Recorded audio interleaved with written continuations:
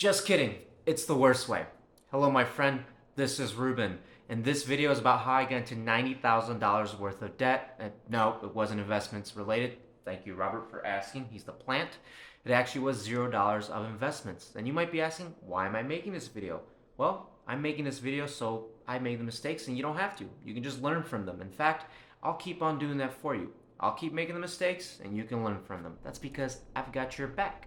So let's get right into the details. And before we do though, get my back and click that like button too. Student loans, $28,500.41. I had no idea if I even wanted to go to college, and I ended up applying very late to the same college that my sister attended to. And it wasn't like a nice public state university, it was a nice private college. So it wasn't even a community college either. I just chose the most expensive college in the area that I could in order to kind of appease myself and those around me. I was so indecisive that I switched my major 3 times over the course of 1 year, and I ended up having over 150 credits when I graduated. That means I took about 18 to 21 credits every single semester, and that adds a lot up because they charge you for each one of those credits. I also worked 3 months on and 3 months off, and rarely ever the same job. And with that, I was supplementing my income with student loans. I actually ended up taking about $7,000 every single semester. Personal loan from a bank, $6,000, okay? $6,000 a personal loan from a bank.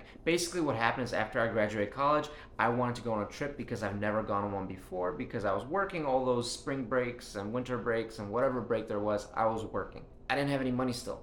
So after college, I was driving home from an apartment and I saw this big, beautiful, bona fide, beautiful RV, and it was a recreational vehicle. I named him Bernard. He was great, but it was like $2,000 or $2,500, and I just didn't have the money.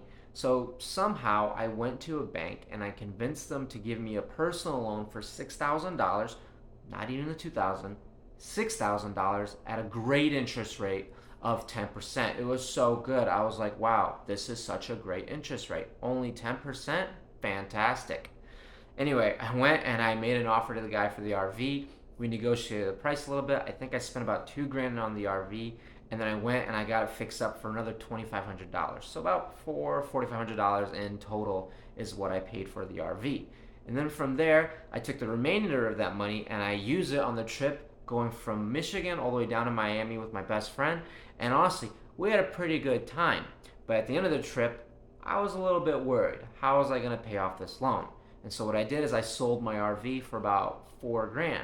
And here's the dumb part. I actually didn't take that $4,000 and pay it back. All I did was keep the $4,000 because I was like, I kind of need the money right now. I'm moving across the country for a new job. The next thing is I quit my first big person, boy, girl job, whatever you want to call it. I quit my big boy job, my first big boy job. It didn't cost me anything, but honestly, it was like a snap emotional response. It wasn't logical. It wasn't based on principle or purpose. I was just really mad at my manager, and I was like, I quit. I'm done. I didn't give him 2 weeks notice. I was like, I'm done today. I'm out. And honestly, that was a really big mistake. Not because I quit necessarily, but because I quit without having another job lined up. I quit without having any money lined up either. I didn't have any money saved.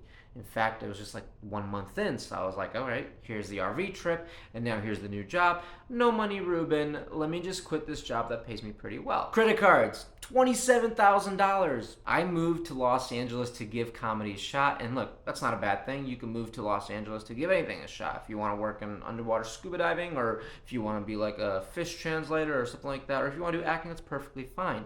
That wasn't the bad part. The bad part is I just didn't have any money, no house, no family, no friends, no nothing. I just was like, you know what? I'll go. I got no job. Let me try it out.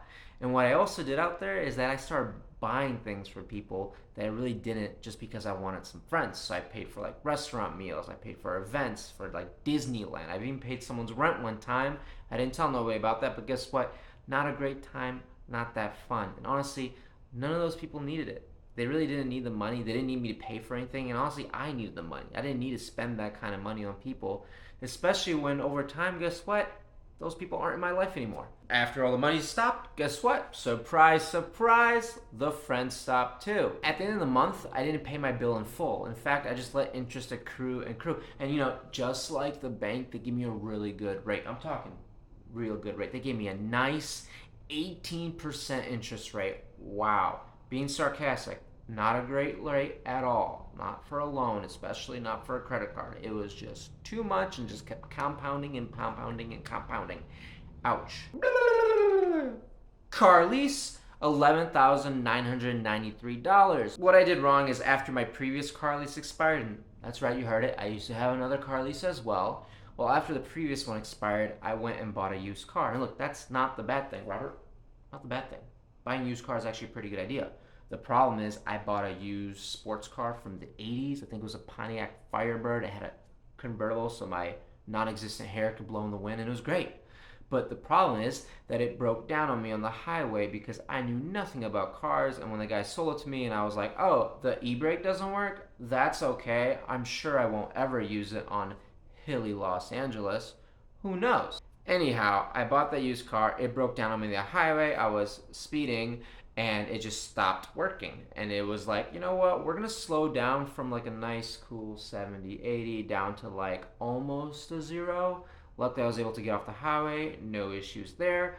And I just returned that car to the owner, but I really didn't get most of my money back. I actually lost a little bit. So I was like, ooh, bummer. Anyway, the next thing I did is instead of like going and trying to find a new to me car like a Honda Civic or a Toyota Corolla or like a Ford Focus or something like that, I was like, let me lease a new car, and that's the amount of my total lease. So it's about $350 a month. The best part is I don't own it. You know, it's sarcasm again. That's the worst part. I don't own it. So at the end of the lease, I have to give it back, or if I can sell it and make some money, I'll try to do that. Foregoing work opportunities was $0. But honestly, what I did is like when I was doing acting out here, I literally only worked 10 hours a week, and it wasn't enough. It was just like enough to cover some acting classes and a little bit of rent, but a lot of the other expenses was put on that credit card.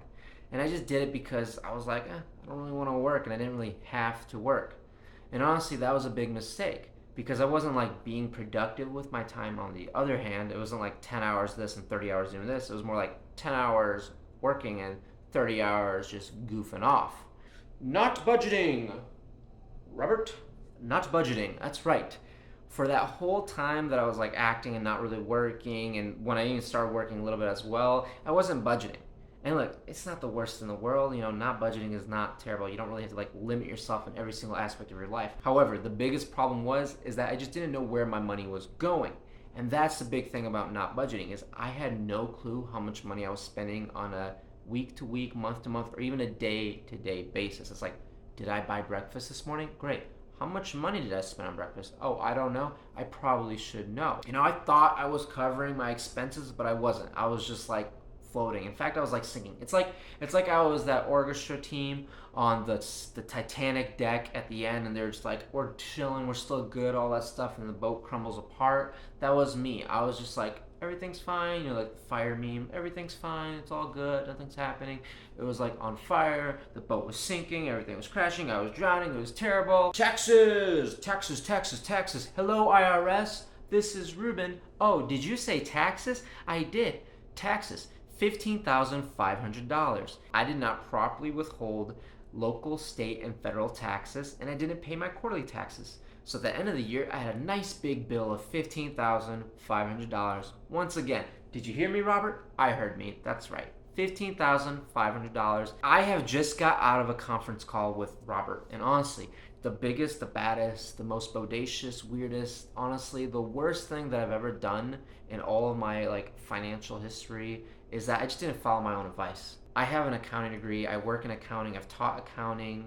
I've done really everything accounting, and accounting and personal finance are like this, you know, they're like together. I don't know how I did that, but that was kind of cool. You know, they're together, and I should have followed the advice because I've helped businesses and individuals get out of debt and make their like life way better. All right, the final tally: student loans at $28,541. Personal loan for that RV that broke down and that you sold because you got it repaired, $6,000. Credit cards, $27,000. Car lease, $11,993. Back taxes, $15,500. Not budgeting, foregoing work opportunities, not listening to my own advice. All of that stuff, you know, as MasterCard says it, priceless. For a total whopping number of $89,034, round up at the grand, why not? About $90,000. Well, let's be honest. You might be saying, hey, my dude, why would I listen to you after hearing all of that? It sounds like you got into $90,000 worth of debt making a lot of dumb mistakes. And honestly, that's correct. I did get into $90,000 worth of debt making a lot of dumb mistakes. However, the whole point of this origin story is to tell you about my past. I came from a similar experience with my parents. They got into credit card debt, student loan debt, bought a house too big for themselves, things like that. And then in 2009, we lost our house. They both lost their jobs. I started off with their past experiences and I didn't take notice. And then soon enough, I'm in $90,000 worth of debt. Now, years later, I'm getting out. And honestly, that's what this channel's about. Like right now, a lot of other personal finance channels, you'll see when they started, they've already corrected all their mistakes before they even showed you a first video. So that's great and all, and they're killing it. It's absolutely awesome, but I'm not in that situation. And honestly, I thought, why shouldn't I start now? What's the worst that's gonna happen? I'm gonna share a couple videos, no one's gonna watch it. That's all right. At least I got a couple videos for myself that I'll watch. I'm on my way. Since I started working again full time, I paid off over $77,000 worth of debt. I've put some money set aside for investments and retirement. I've gone on about 4 trips, all paid in cash. And honestly, I just have student loans left of about $9,500, and I'll make another video about that, why it's $9,500. So Robert the plant and I want to continue moving forward, and I want to keep learning more and learn from whatever you guys share with me and whatever I share with you. And if that vibes with you, awesome. Click that subscribe button right now and keep on following on, because this is just the beginning and it's just going to keep growing. So once again, click and click that subscribe button and share with your bros, bays, and buddies. And if you liked it, comment below that you watched it all the way through, because if you did, that's pretty awesome. That means you sat through a nice long video of the origin story. And I'm sorry it's not like a cinematic masterpiece yet, but one day I will make a cinematic origin story and it'll be very, very cool. Either way, thanks for watching, and until tomorrow.